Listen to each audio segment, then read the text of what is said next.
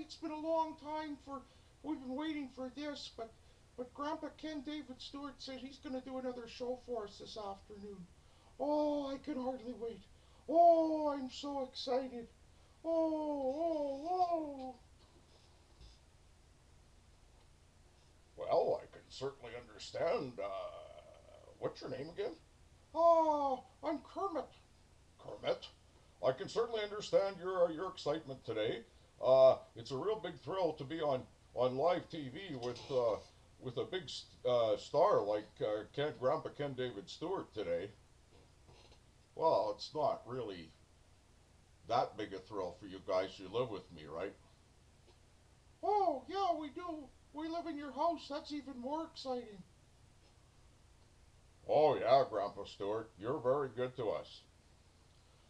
Okay, today, thank you for the introduction from Harley the Hog, and see if you'll talk first today. Like you'll hear the rabbit, rabbit, rabbit frog sound. Kermit the Frog. Okay. Okay, boys and girls. Story time. We're going to do a selection from a new story today. This might be more designed for kids grade 4 and up who are in school, because I try and have, something for every age group if possible. And kids, never be ashamed to tell anyone that you read books. When you're walking down the hall in school, even if you're in junior high, high school, doesn't matter. Don't be afraid to have someone see that you're reading a novel or a good book, because there's nothing uncool about reading. Some of the coolest people in the world read books, believe me. Okay, today we're going to feature a story called Hairy Faces. Well, it's the first chapter. Actually, I'm ahead of myself. It's called The Twits by Roald Dahl. Chapter 1 is called Hairy Faces. Hairy faces. What a lot of hairy-faced men there are around nowadays. When a man grows hair all over his face, it is impossible to tell what he really looks like. Perhaps that's why he does it. He'd rather you didn't know. Then there's the problem of washing. When the very hairy ones wash their faces, it must be as big a job as when you and I wash the hair on our heads. So what do I know about this? How often do all these hairy-faced men wash their faces? Is it only once a week, like us on Sunday nights? And do they shampoo it? Do they use a hair dryer? Do they rub hair tonic in to stop their faces from going bald? Do they go to a barber to have their hairy faces cut and trimmed? Or do they do it themselves in front of the bathroom mirror with nail scissors? I don't know. But the next time you see a man with a hairy face, which will probably be as soon as you step out onto the street, maybe you will look at him more closely and start wondering about some of these things. Chapter 2 is just called Mr. Twit. Mr. Twit was one of those very hairy-faced men. The whole of his face, except for his forehead, his eyes, and nose, were covered with a thick hair. I don't know if you can see the picture here of Mr. Twit in the book, The Twits, Roald Dahl, and it says illustrations are by Quentin Blake. So if you can see that, Quentin Blake did the pictures here. Now, his beard is almost down to his belt level, or getting close anyway.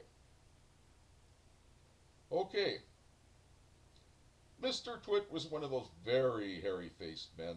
The whole of his face, except for his forehead, his eyes, and his nose, were covered with thick hair. The stuff even sprouted in revolting tufts out of his nostrils and ear holes. Mr. Twit felt that this hairiness made him look terrifically wise and grand. But in truth, he was neither of these things. Mr. Twit was a twit. He was born a twit, and now at the age of 60, he was a bigger twit than ever. The hair on Mr. Twit's face didn't grow smooth and matte as it does on most hairy-faced men. It grew in spikes that stuck out straight like the bristles on a nail brush. And how often did Mr. Twit wash this bristly, nail-brushy face of his? The answer is never. Not even on Sundays. He hadn't washed it for years. Next chapter, dirty beards. As you know, an ordinary unhairy face like yours or mine simply gets a bit smudgy if it's not washed often enough. And there's nothing so awful about that. But a hairy face is a very different matter.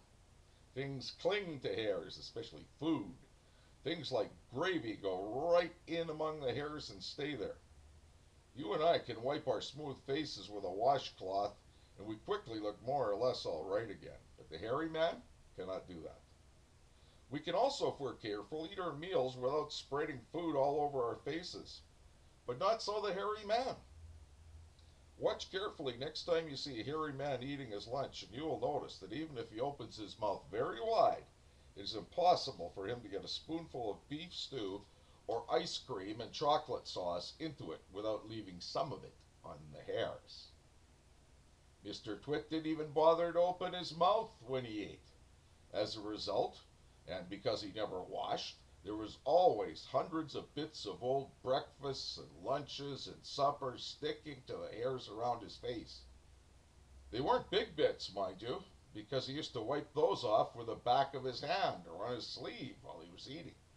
But if you looked closely, not that you'd ever want to, you would see tiny little specks of dried up scrambled eggs stuck to the hairs, and spinach, and tomato ketchup, and fish sticks, and minced chicken livers, and all the other disgusting things Mr. Twit liked to eat.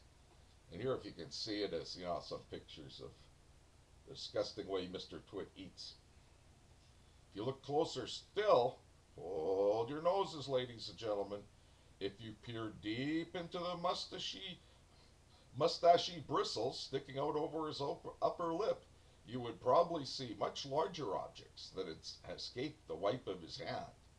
Things that had been there for months and months, like a piece of maggoty green cheese, or a moldy old cornflake, or even the slimy tail of a tinned sardine.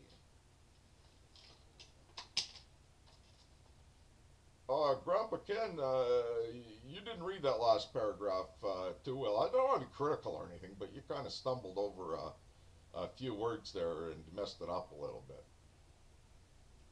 Thank you, Harley. I will attempt to read that again because this is a live show. I don't stop the tape. I don't stop the camera, and sometimes I'm not going to read too well. But here we go. For you, Harley the pig.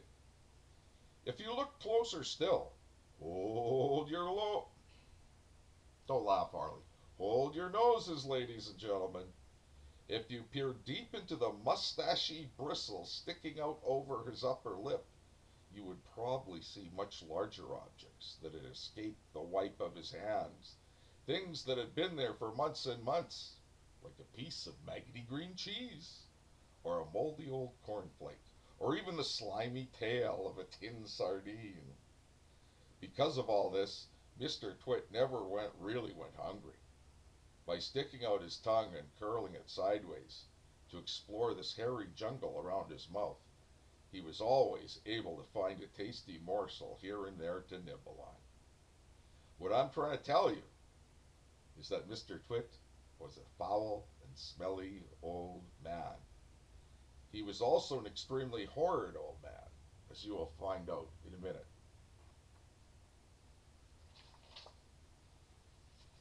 Oh, Grandpa Ken, I don't want to be rude or anything too, but you kind of slurred over a couple of words there. Maybe if you slowed down your reading a bit and didn't get so excited about it, it'd be a little easier for us kids and to understand.